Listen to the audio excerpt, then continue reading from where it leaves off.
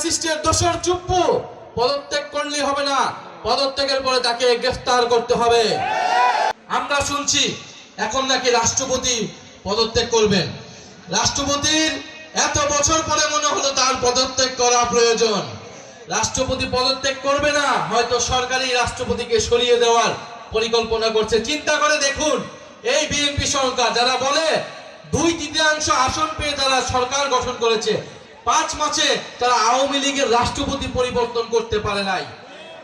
যেই সরকার আওয়ামী লীগের রাষ্ট্রপতি পরিবর্তন করার সক্ষমতা রাখে না, সে দেশ পরিবর্তন করবে কিভাবে? ফলে আমরা মনে করি ফ্যাসিস্টের দোসর চুপ্পু পদত্যাগ করলেই হবে না, পদত্যাগের পরে তাকে গ্রেফতার করতে হবে। কারণ গণহত্যায় তার সমর্থন রয়েছে, দুর্নীতিতে তার স্পষ্ট প্রমাণ রয়েছে যে দুর্নীতিবাদ। ফলে সেই ব্যক্তিকে অবিলম্বে অপসারণ করে তাকে গ্রেফতার করে বিচারের আওতায় আনতে হবে এবং একজন যোগ্য নিরপেক্ষ অভিভাবক সুলভ ব্যক্তিকে এই বাংলাদেশের জনগণ রাষ্ট্রপতি হিসেবে দেখতে চায়। আমরা দেখেছি বিএনপি সরকার অতীতেও রাষ্ট্রপতি নিয়ে অনেক টালবাহানা করেছেন। কোন জনপ্রিয় ব্যক্তিকে, নিজের দলের ব্যক্তিকেও তারা রাষ্ট্রপতি হতে দেয় না। তারা এতটাই ভয় পায়, সবকিছু কুক্ষিগত করতে চায়, সবকিছু নিয়ন্ত্রণ করতে চায়।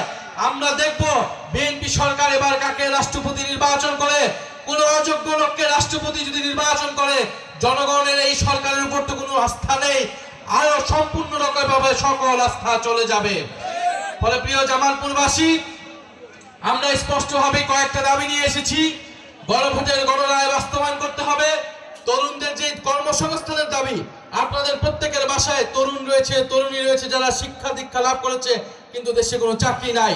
এই সরকার বলেছিল 18 মাসে 1 কোটি চাকরি নিশ্চিত করবে, 5 মাসে তার নিশ্চিত কয়টা করেছে? 0টা করেছে।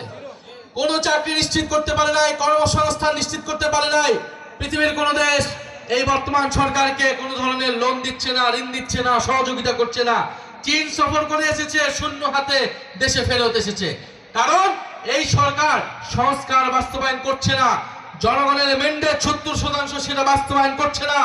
এই সরকারের উপর থেকে সকল ধরনের আস্থা চলে যাচ্ছে। ফলে কোন দেশ ওই সরকারকে সহযোগিতা করতে প্রস্তুত নয়।